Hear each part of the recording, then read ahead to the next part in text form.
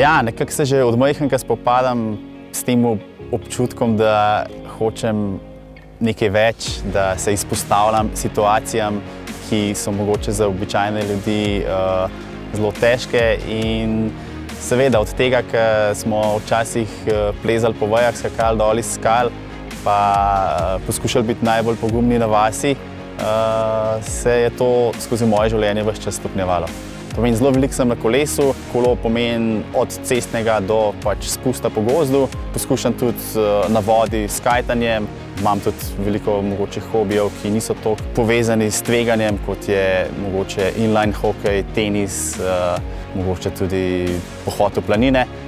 In enostavno neka skupna točka je to, da se vse dogaja od zunaj. V bistvu si na ta način najlažje očistim svoje misli.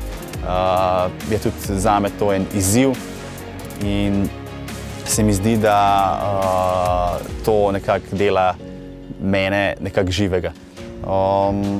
Imam že veliko izkušenj s poškodbami in vem, da se jim ne da izogniti, so nekako postale sestavni del. Vse te negativne misli nekako z izkušnjami, pa seveda s slabimi izkušnjami tudi poskušam naučiti sebe, kako se znajti v situacijah. Včasih je dovolj en globok vdih, včasih nekako to, da se dam v izolacijo, da nekako izločim okolico. So pa tudi dnevi, ko je to nemogoče, ko se mogoče tudi zbudim poten, zato ker vem, da me čaka naslednji dan ena težka naloga.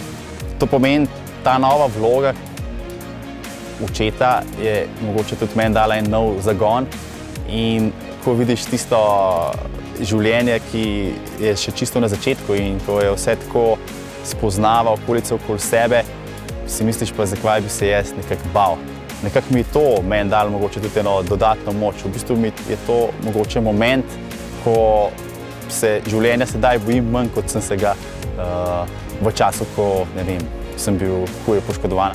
Zavedam se, da zdaj nisem več sam in pomembno je, da nekako poskrbim za svoje bližnje.